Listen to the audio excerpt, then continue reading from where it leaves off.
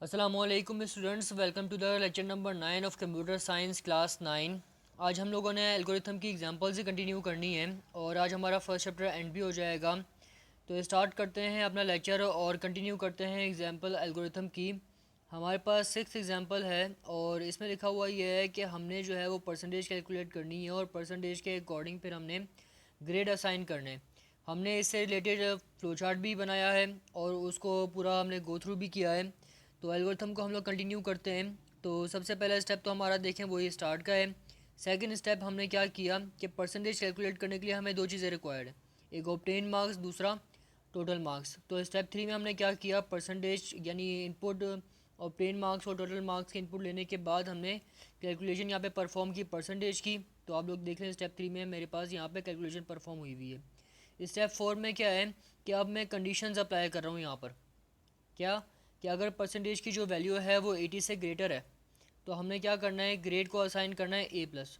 इसके बाद एल्स की वर्ड, तो एल्स का मतलब वरना आगे जो है वो दूसरी कंडीशन ट्राई करें। तो दूसरी जो नेक्स्ट कंडीशन है वो क्या है, परसेंटेज की वैल्यू अगर 70 से ग्रेटर है तो फिर क्या है कि सेट करना है ग्रेड को ए के इक्वल। अगर 70 से अबव भी नहीं है, ठीक है, तो उसके बाद next condition percentage greater than 60। ठीक है, और इसी तरीके से जो भी हमारी परसेंटेज है वो जो इनमें से जितनी भी कोई भी कंडीशन जो ट्रू हो जाती है तो उसके अकॉर्डिंग फिर हमारा ग्रेड असाइन हो जाएगा। और फिर स्टेप 5 में क्या है, आउटपुट ग्रेड यानी जो ग्रेड बनेगा हमारा कैलकुलेशन करने के बाद वो आउटपुट आ जाएगा और हमारा स्टेप 6 पर प्रोसेस एंड हो जाएगा। नेक्स्ट एग्जांपल हम लोग देखें तो क्या करना है, हमने इंटरेस्ट अमाउंट जो है वो निकालनी है। अब वो किस तरीके से निकालनी है, तो अब आप यहाँ पे पहले फॉर्मूला देख लें। तो फॉर्मूले में हमारे पास लिखा हुआ है कि प्लेन इंटरेस्ट किसके इक्वल है, अमाउंट मल्टीप्लाई रेट ओवर 100 के मल्टीप्लाई ईयर्स। तो हमारे पास यहाँ पे क्या क्या चीज़ें आ गई, अमाउंट, रेट और ईयर्स। तो क्या किया हमने कि पहले तो ये इनपुट वैल्यूज़ ले ली हैं, ठीक है, और इनपुट लेने के बाद हमारे पास क्या है कि हमने इनके ऊपर कैलकुलेशन परफॉर्म कर ली, यानी इंटरेस्ट कैलकुलेट कर लिया। और जब कैलकुलेशन परफॉर्म हो गई तो अपने स्टेप 4 के अंदर आउटपुट करवा दिया है प्लेन इंटरेस्ट को। और स्टेप 5 पर हमारा जो है वो प्रोसेस एंड। नेक्स्ट एग्जांपल देखें तो ये वाली एग्जांपल भी हम लोगों ने जो है फ्लो चार्ट पे परफॉर्म की हुई है। तो क्या है कि सेल्सियस को हमने फ़ारेनहाइट में चेंज करना है, ठीक है। तो क्या है कि हमें यहाँ पे सेल्सियस वैल्यू चाहिए, ठीक है, क्योंकि जाहिर सी बात है सेल्सियस हमें जो है वो गिवन होगा, इनपुट लिया हुआ होगा, जब भी तो हम उसको फिर फ़ारेनहाइट में कैलकुलेट करेंगे। तो सेकंड स्टेप में हमने क्या किया हुआ है कि इनपुट ली हुई है सेल्सियस की। और क्योंकि अब हमारे पास हमें जो है वो हमारे फॉर्मूले के अंदर अगर आप देखें तो सेल्सियस के अलावा बाकी सारे नंबर हैं, तो कांस्टेंट होते हैं नंबर्स, हमें जो है वो इनकी इनपुट लेने की ज़रूरत नहीं पड़ती है, डायरेक्ट फॉर्मूले में हम लोग इसे अप्लाई कर देते हैं। तो स्टेप 3 के अंदर जो है वो हम लोगों ने फ़ारेनहाइट फार्मूला अप्लाई किया हुआ है। जब ये फ़ारेनहाइट की वैल्यू कैलकुलेट हो जाएगी तो स्टेप 4 में हमने क्या किया हुआ है, फ़ारेनहाइट की वैल्यू का आउटपुट लिया हुआ है, ठीक है। इसी तरीके से एक और एग्जांपल है, इसी को आगे पार्ट बनाया हुआ है क्या कि हमें जो है फ़ारेनहाइट टेम्परेचर दिया हुआ होगा और हमने उसे सेल्सियस में कन्वर्ट करना है, ठीक है। तो हमने क्या किया हुआ है कि जाहिर सी बात है कि अब हमें फ़ारेनहाइट में वैल्यू चाहिए, तो हमने इनपुट फ़ारेनहाइट लिया हुआ है। देन फिर हमने सेल्सियस कैलकुलेट करने के लिए हमने फार्मूला अप्लाई कर दिया है। जब यहाँ पे सेल्सियस की वैल्यू कैलकुलेट हो जाएगी, ठीक है, तो फिर हमारा आउटपुट आ जाएगा सेल्सियस और स्टेप 8 में जो है वो हमारा प्रोसेस एंड हो जाएगा। इसके बाद एग्जांपल नंबर 9 इसकी लिखा हुआ है, find an even numbers integer ranging from n1 to n2 where n2 is greater than n1। तो हमने यहाँ पे क्या करना है कि इवन नंबर फाइंड करना है। अब इवन नंबर फाइंड करने के लिए जो उसने एक कंडीशन अप्लाई की हुई है वो क्या है कि n2 की जो वैल्यू है वो n1 से ग्रेटर होनी चाहिए, ठीक है। अब मैं देख लेता हूँ कि मेरे पास इवन नंबर कैसे निकलेगा। तो सबसे पहले तो अब आप ये देख लें कि स्टेप 1 के अंदर स्टार्ट है प्रोसीजर, स्टेप 2 के अंदर हमने वैल्यूज़ ली हुई हैं n1 और n2 की। तो जैसे हमें एक कंडीशन दी हुई थी कि n1 की वैल्यू स्मॉलर होगी, n2 की वैल्यू जो है वो ग्रेटर होगी। तो यहाँ पे देखें स्टेप 3 में मैंने कंपेरिजन किया हुआ है कि n1 की n1 लेस देन n2, ठीक है। यहाँ पे कंडीशन अप्लाई हो रही है कि n1 की जो वैल्यू है क्या वो लेस देन या इक्वल है n2 से, ठीक है। अगर तो कंडीशन ट्रू होती है तो फिर क्या लिखा हुआ है, n1 mod 2 इक्वल टू 0। अब यहाँ पे mod का मैंने आपको बताया था, बेसिकली रिमोट जो है वो रिमाइंडर मालूम करने के लिए होता है।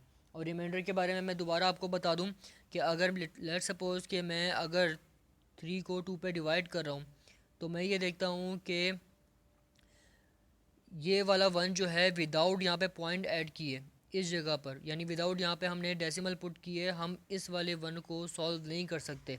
ठीक है, तो ये जो है वो हमारा रिमाइंडर बन जाता है। ठीक है, और रिमाइंडर जो है वो कैसे कैलकुलेट करते हैं, रिमाइंडर हम लोग कैलकुलेट करते हैं मॉड से। तो अब ये मॉड का यहाँ पे जिक्र क्यों आया है, ज़ाहिर सी बात है इवन नंबर्स हैं।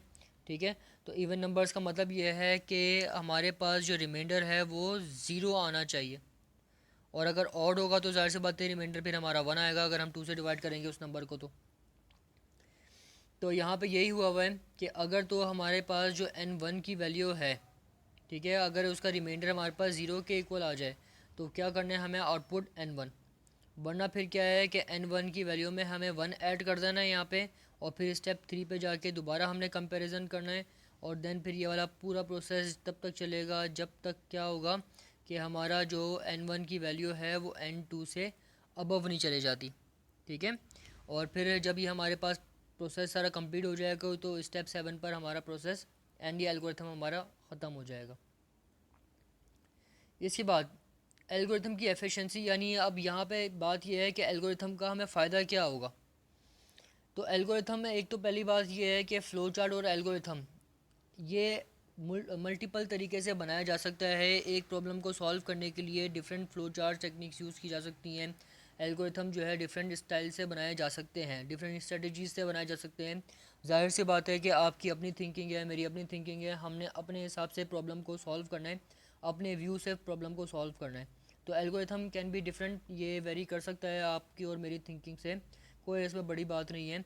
तो बात यह है कि इसके जो नंबर ऑफ़ स्टेप्स हैं वो जो है वो कम हो, जितने ज़्यादा कम होंगे उतना ज़्यादा हमारे लिए आसानी होगी एल्गोरिथम को परफॉर्म करने में।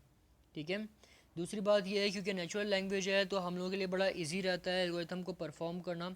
हम लोगों को वैसे भी अभी वैसे क्योंकि हम लोग कंप्यूटर को इंग्लिश मीडियम में पढ़ रहे हैं तो हम लोग जो एल्गोरिथम बना रहे हैं वो सारा इंग्लिश लैंग्वेज में है। लेकिन नॉर्मली अगर हम एल्गोरिथम बनाएं तो हम उर्दू लैंग्वेज के अंदर भी इसे बना सकते हैं, कोई बड़ी बात नहीं है उसके अंदर। ठीक है, इसके अलावा space use in computer memory. अब एल्गोरिथम के पे जब हम लोग परफॉर्म करते हैं तो हमें जो है वो अंदाज़ा हो जाता है कि हमें इसके लिए कितने वेरिएबल्स रिक्वायर्ड हैं। वेरिएबल से मतलब ये है कितने आइटम्स रिक्वायर्ड हैं कि जिनके ऊपर हमें डेटा परफॉर्म करना है, कंप्यूटेशन परफॉर्म करनी है। तो हमें एक आइडिया हो जाता है कि इसके लिए हमें कितना डेटा रिक्वायर्ड है, या आगे कितना डेटा हमें मज़ीद चाहिए हो सकता है, या इतना डेटा जो हम लोग इस्तेमाल कर रहे हैं वो काफ़ी है या नहीं।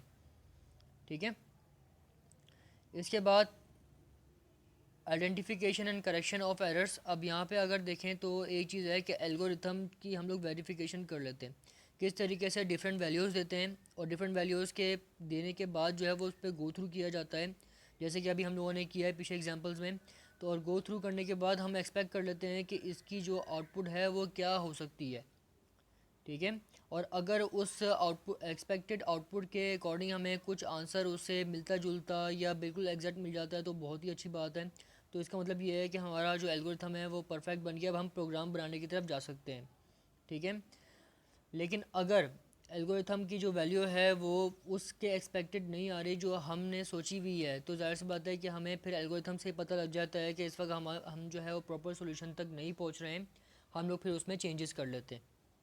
ठीक है, तो यहाँ पे आपने याद रखना है एल्गोरिथम। अगर मैं आपको सिंपल सा एक आम एग्जांपल भी देता हूँ तो यहाँ पे देखें कि मैं आपसे कहता हूँ कि भाई आप लोग जो है वो ट्रिप पे जा रहे हैं, और ट्रिप पे जाने के लिए आप लोगों ने क्या करना है, अपना पूरा एक स्टेप वाइज प्रोसीजर बना देना है कि आपने किस टाइम उठना है, किस टाइम सामान आप लोगों ने कलेक्ट करना है, और कब से तैयारी आप लोग शुरू करेंगे, किस टाइम पर आप लोगों ने स्कूल पहुँचना है, और उसके बाद यहाँ से हम कितने बजे रवाना होंगे, कितने बजे रवाना होंगे तो हम लोग वहाँ पर यानी अपनी ट्रिप की जगह पर पहुँच जाएंगे, ये सारी चीज़ें। ठीक है, तो अब आप लोग क्या करते हैं, एक लिस्ट बना लेते हैं और लिस्ट में अपने स्टेप लिख लेते हैं कि चलें हम लोग सुबह मॉर्निंग में हम लोग जो है वो कपड़े नहीं निकालेंगे। अगर मॉर्निंग में जो है वो हम लोग कपड़े ढूंढने बैठे तो हमें बहुत टाइम लग जाएगा। ठीक है, हम लोगों को चाहिए कि हम लोग रात में कपड़े निकाल लें। ठीक है, यहाँ पे एक करेक्शन आ गई कि बजाय मैं सुबह कपड़े निकालने के अपना टाइम बचाऊँ, मैं रात को ही कपड़े निकाल के प्रेस करके तैयार उनको रख दूँ। ठीक है, इसी की तरीके से मैं स्टेप 2 देख लेता हूँ, तो मैं कहता हूँ कि भाई मैं मॉर्निंग में जो है जाके नाश्ता ले लेता हूँ। अब यहाँ पे दो पॉसिबिलिटीज़ आ जाती हैं किस तरीके से, कि एक तो तरीका ये है कि मैं वहाँ पे रात में जो है वो नाश्ता ले लूँ, तो मेरे पास जो है वो टाइम बच जाएगा। खाने पीने का अगर सामान ले लूँ रात के टाइम ही, तो मेरा जो है वो टाइम बच सकता है। लेकिन अगर मैं ये दूसरी तरफ ये सोचूं, तो मैं कहता हूँ कि मॉर्निंग में जो है पॉसिबल है कि फ़्रेश चीज़ें आ जाएं, तो मॉर्निंग में लेना जो है वो ज़्यादा फ़ायदेमंद है। तो आप देख रहे हैं यहाँ पे इस एग्जांपल से कि हमारे पास डिफरेंट जो है वो व्यूज़ आ रहे हैं, और उसके मुताबिक हम लोग अपने एल्गोरिथम में जो है वो चेंज करते जा रहे हैं। Trace table. अब ये ट्रेस टेबल का काम क्या है? ट्रेस टेबल जो है वो एक पूरा एक टेबल दिया जाता है कि जिसके अंदर हम लोग डिफरेंट वैल्यूज़ देते हैं एल्गोरिथम को, और उसके मुताबिक फिर हम लोग देखते हैं कि इसका आउटपुट क्या आ रहा है। तो आप देख रहे हैं यहाँ पे स्टेप 1 में काउंट लगा हुआ है, तो यहाँ पे देखें कि हम लोग क्या कर रहे हैं कि हम लोग यहाँ पे वैल्यूज़ जो है वो डिफरेंट असाइन कर रहे हैं। और इसके बाद देख रहे हैं कि जब हम लोग डिफरेंट वैल्यू असाइन कर रहे हैं, तो हमारे पास जो आउटपुट है वो आ क्या रहा है। इससे बड़ी हेल्प होती है हमें किस लिहाज से, कि हमें पता लग जाता है कि अगर तो हमारा आउटपुट जो है वो वैसा आ रहा है जो हम कैलकुलेट कर रहे हैं, यानी एक्सपेक्टेड आउटपुट आ रहा है, तो इस टेबल से हम लोग गो थ्रू करते हुए समझ लेते हैं कि हाँ जी ठीक है, अब हमारा एल्गोरिथम परफेक्ट है। लेकिन अगर हमारा जो है वो आउटपुट यानी ये टेबल के अंदर करेक्शन यानी करेक्ट और या एक्सपेक्टेड जो है वो रिज़ल्ट नहीं आ रहा, तो फिर हम लोग पता लग जाता है हम लोगों के यहाँ पे कुछ गड़बड़ है, हमें यहाँ पे चेंजेस करने की ज़रूरत है। इसके बाद using invalid data for testing. अब इसका फ़ायदा क्या है हमें? देखें, अक्सर ऐसा होता है कि हमारे पास हम लोग जो है वो गलत डेटा एंटर कर देते हैं। फॉर एग्ज़ाम्पल आप फेसबुक इंस्टाग्राम वगैरह है आपके पास, तो अब आप लोग क्या करते हैं कि जब आप लोग पासवर्ड जो है वो गलत एंटर कर देते हैं, तो क्या होगा यहाँ पे कि उस सूरत में जो है कंप्यूटर को क्या बिहेव करना चाहिए या क्या रिस्पॉन्स देना चाहिए, ये काम होता है आपके इनवैलिड डेटा फॉर टेस्टिंग के अंदर। जाहिर सी बात है, अगर आपने करेक्ट डेटा जो है वो गिवन कर दिया है, तो बिल्कुल सिंपल काम है, स्मूथ सी वर्किंग है कि उसने आगे जो है फर्दर आउटपुट को लेके चले आने। ठीक है, आपके आगे ये कार्रवाई होगी। लेकिन अगर जो है वो गलत डेटा यहाँ पे एंटर होता है, तो उस सूरत के अंदर जो है वो कंप्यूटर प्रोग्राम को क्या जो है वो बिहेव करना चाहिए, किस तरीके से बिहेव करना चाहिए। फॉर एग्ज़ाम्पल आप फेसबुक में जो है वो अपना अकाउंट और पासवर्ड एंटर करते हैं, तो उसमें क्या है कि अगर तो आपने पासवर्ड जो है वो करेक्ट एंटर कर दिया, तो फिर आपका अकाउंट ओपन हो जाएगा। लेकिन अगर जो है वो गलत पासवर्ड एंटर करते हैं आप, तो उस सूरत में क्या है, उस सूरत में जो है वो रिस्पॉन्स इसका ये होता है कि वो कहता है कि भाई गलत पासवर्ड एंटर किया है, दोबारा जो है वो ट्राई करें। ठीक है, इसी तरीके से अगर आप अपने मोबाइल में देखें, तो मेरे पास मोबाइल में जो फंक्शन है वो ये है कि 3 मरतबा अगर मैं फ़िंगरप्रिंट इस पर लगाऊँ और तीनों मरतबा जो है वो गलत तरीके से, यानी गलत जो है वो फिंगर जो है वो पुट कर दूँ अपने सेंसर के ऊपर, या फिर जो है वो सही तरीके से मैं उसको ना टच पैड पे अपने प्रॉपर जो है वो रीड करने दूँ उसको फिंगरप्रिंट, तो क्या होगा कि ये जो है वो फिंगरप्रिंट सेंसर को ब्लॉक कर देगा। ठीक है, और अगर सही मैं जो है वो प्रॉपर उसको रीड करने देता हूँ, यानी अपने थंब को ही जो है वो अपने फिंगरप्रिंट सेंसर पे लगाता हूँ, तो क्या होगा कि मेरा मोबाइल ओपन हो जाएगा। लेकिन अब जाहिर सी बात है कि ये तो करेक्ट फॉर्म है ना। अब दूसरी चीज़ ये है कि अगर मैं जो है वो अपने थंब को, यानी मेरा थंब जो है प्रॉपर रीड नहीं होता या मैं गलत एंट्री करता हूँ, तो उस सूरत में मेरे मोबाइल को क्या करना चाहिए। ठीक है, तो इसने ही जो सेंसर ब्लॉक कर दिया है। ठीक है, ये रिज़ल्ट आता है किस वजह से, कि अगर आपने जो है वो गलत डेटा जो है वो दे दिया है, तो उस सूरत में क्या रिस्पॉन्स करना चाहिए।